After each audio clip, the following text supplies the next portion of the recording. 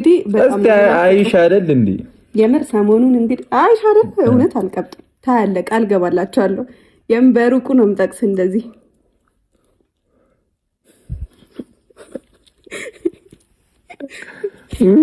ወይኔ ብሩኬ፣ አይ እናቴ ቆየችን እስካሁን መታ በቃ ማን እያልኩ ምን ሆነክ ነው?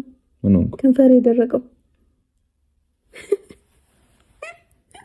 ምን ስለማይሳም ነው ስለማይቀባ ነው የሚባለው።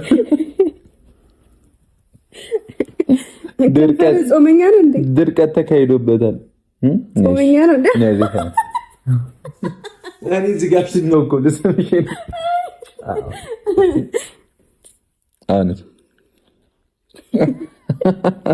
የተረገመ ወይ አምላኬ፣ የምር እኔ ዛሬ በጣም ደስ ብሎኛል። እኔ ማርያም ናቀኛለች ብታይ ደግሞ ሙሺ ከመጣች በጣም ቆይቷል እዚህ ቤት አይደል? እና አንዴ ነው አይደል ደግሞ የመጣችው። ብዙ ጊዜ አልመጣችም፣ አንድ ጊዜ ብቻ ነው የመጣችው። ናፍቀኛለች። እኔ ነው የምልሽ እኮ አሁን አንቺ አልናፈቀችሽም? ናፍቀኛለች። ለዛም እኮ ነው እንደዚህ ፏድ ምቅ ብዬ የምጠብቃት። አዎ እኔ ማገርጣትሽ ነው አይደለ? የት እንዳለ ራሱ አላውቅም። አሁን ስቃይ ነው መፈለግ ራሱ። አረ ታጥቦ ምናምን ቁም ሳጥን ውስጥ ቁጭ ብሏል።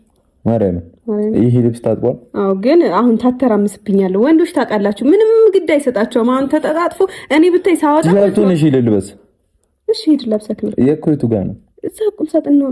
ያ ነጭ ቁም ሳጥን ላይ ነጭ ቁም ሳጥን ውስጥ የሀበሻ ቀሚስ ብቻ የሚቀመጥበት ጋር ሂድ። አደራ እንደው አደራ በማርያም እንዳታተረማምስ። ቀስ ብለህ ጥለቱን ብቻ አይተህ እሺ፣ ቀይ መሆኑን አውቀህ እስቲ ልብስሽ ይሄው የዚህ አይነት ነው። ከቀዳ በቃ አይ በቃ ታያላችሁ፣ ብቻ ምን አድርጎት እንደሚመጣ ታያላችሁ። ጠብቀሃለሁ። ለማንኛውም የኔ ንጉስ አይሰማኝም። በቃ ትናፍቅኛለሽ ይላል አጠገቡ። ምን አልኩኝ? እኔ እኮ ያመልጠኛል እኮ አንዳንዴ ያመልጠኛል እኮ የኔ ንጉስ፣ የኔ ንጉስ፣ የኔ ንጉስ አልኩት፣ ግን አልሰማኝም። ግርጣት ይላል። ለማንኛውም ቤተሰቦቼ ያው እንግዲህ እነሱም አልመጡም። ብሩኬ ሲመጣ ደግሞ ማሳያችሁ ይሆናል። እስከዛ ግን እንግዲህ እነሱን የምንጠብቃቸው ትንሽ ዘገዩብኝ። ለምን እንደሆነ አላውቅም።